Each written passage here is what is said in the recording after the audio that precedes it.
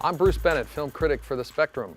My name's Adam Mast, and I'm a critic for ZBoneman.com and The Independent here in lovely St. George, Utah. And of course, we're hosts of Film Fanatics, but you may be asking, why are we sitting here on the beautiful Tuacahn Amphitheater stage?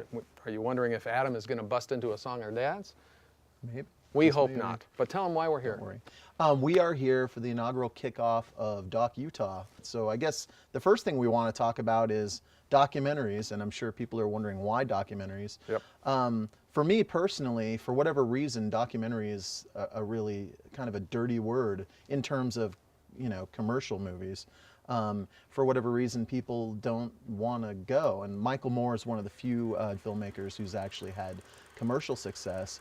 But it's strange. It even happens to me. I'll be talking to a friend and I'll say, hey, you want to go see The Cove? And they're like, what's that? And I'll tell them it's this really amazing thriller about dolphins being slaughtered in Japan, and they're like all for it.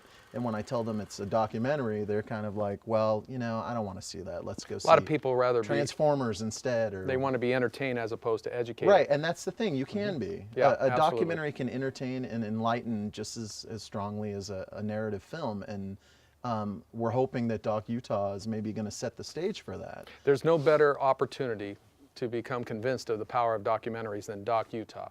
They're going to be showing 136 different films from 37 different countries.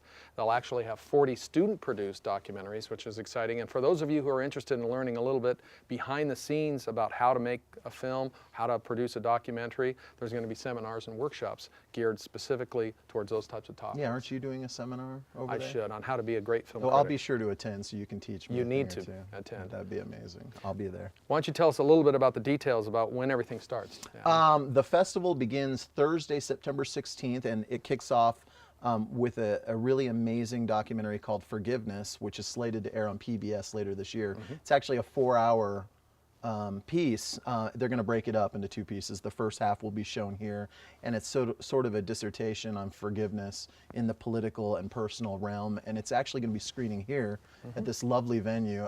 I don't know if anyone out there has been here, but it's gorgeous, and they're going to be doing a lot of outdoor films, and Southern Utah is the perfect spot for that. So I think there's going to be some really, really amazing So that's stuff. the first date to remember, Thursday, September 16th, 7 o'clock, right here 7 at p.m. Tuacahn. There'll be an opening gala, but they will be showing films throughout a variety of theaters for the following week, right? Yeah, there's venues in Kanab, Angels Landing. Here in St. George, we've got the Electric Theater, we've got West States, the O.C. Tanner Amphitheater up there in Springdale. So really amazing venues. They really are going out all guns blazing.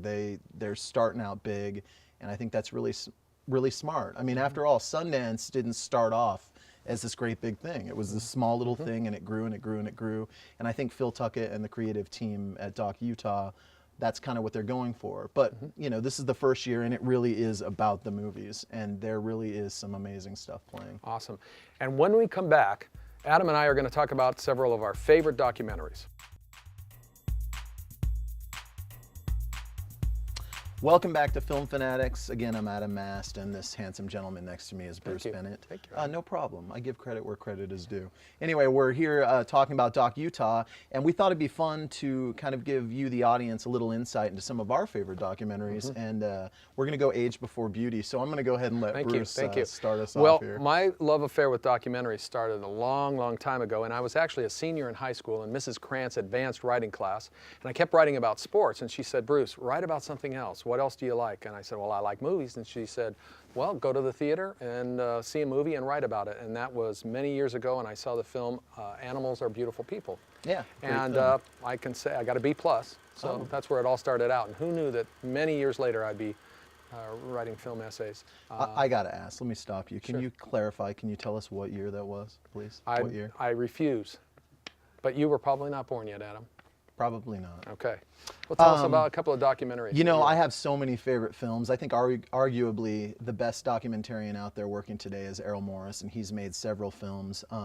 And when we were like prepping this show, the movie that kept popping into my head is a film from over 20 years ago. It's called Thin Blue Line. Yeah, I remember that. And it's a film in which Errol Morris was really interested in this case in Dallas, Texas. This gentleman was convicted of murder, and Errol Morris was fascinated, so he started interviewing the guy, and it was purely objective, and then it became this big thing, and Errol Morris ended up really believing the guy. So he started following him around, he started doing some digging, and as a result of this film, the case was reopened, and subsequently, the gentleman that was involved in the murder case was actually innocent. Well, you were a pretty young So guy. that's how powerful a You were documentary pretty can young. be. Why did that affect you so powerfully? You were pretty young at I've the time. loved movies ever since I was a little kid. Doesn't matter what kind. I'm just drawn to good movies, and it was compelling. I mean, it was better than a lot of dramas that came out that year. You know, a couple of our heroes, anyone who loves film is a big fan of Siskel and Ebert, and they raved about it.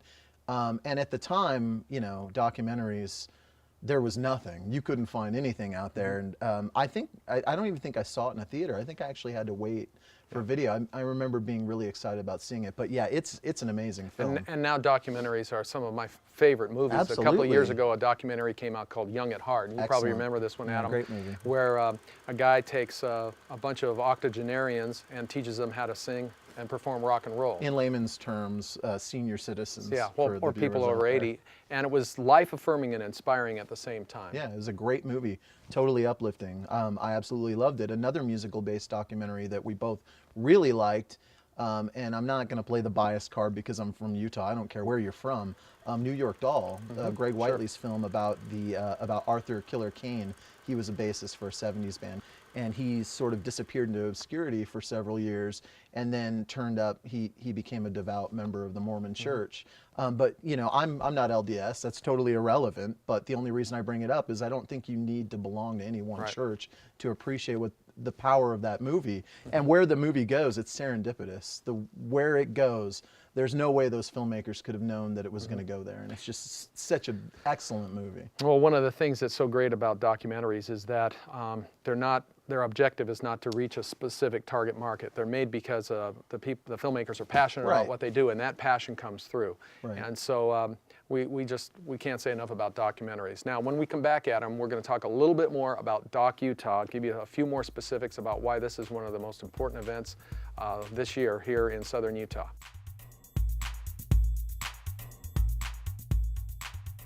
Welcome back to Film Fanatics, and we're talking about DOCUTAH. First of its kind international film festival right here in southern Utah.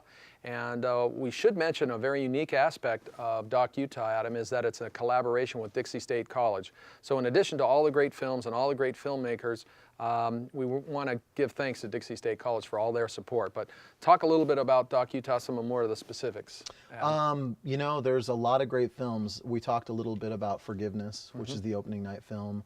Another film I'm already hearing quite a bit about is a movie called Ball Hawks, a whimsical movie made all the more whimsical through Bill Murray's narration. Who knows, maybe Bill will even show up. Well, I doubt it, but there's great golf here, so you never can tell. That's a good point, because a lot of these documentaries, even though they're on a low budget, they do feature a lot of outstanding actors and actresses, and a lot of them really like making documentaries. So once again, these films at DOCUTAH will be shown throughout different venues. We open September 16th, 7 o'clock. That's a Thursday right here on the Tuacahn Amphitheater stage will be kind of the opening gala. And then for the following week until the 25th, there will be films all over at West States, even theater in Kanab. We'll show some even there's going to be some really great stuff at the Electric Theater, actually. They're doing a screening of a Fishbone, sort of an animated experimental documentary. And Fishbone's actually going to be here in St. George, Utah, which is a big deal for music fans because they've been around for many years. I saw them a couple of times back in the 80s. So yeah, they're going to do an hour-long set after the film. There's just where a whole can bunch people of get great more information at? They can go on to docutah.com. We're going to have plenty of articles in our respective papers as well. Look in the Spectrum and the Independent for lots of information about DOCUTAH. You can pick up one of their pamphlets at various venues throughout southern Utah. But go to docutah.com. You don't want to miss DOCUTAH. It's going to be first of its kind. It's going to be absolutely amazing. And a final note, we should mention, for those familiar, we did have a show called Film Fanatics. Hopefully we're coming back. Give me some. Okay. Film Fanatics is coming back. You wanted it. You asked for it. In the near future. So hopefully we'll be back delivering all the latest in movie news and reviews. Until then, I'm Adam Mast with The Independent and ZBowman.com. And I'm Bruce Bennett, film critic for The Spectrum. And we're Film Fanatics. Are you?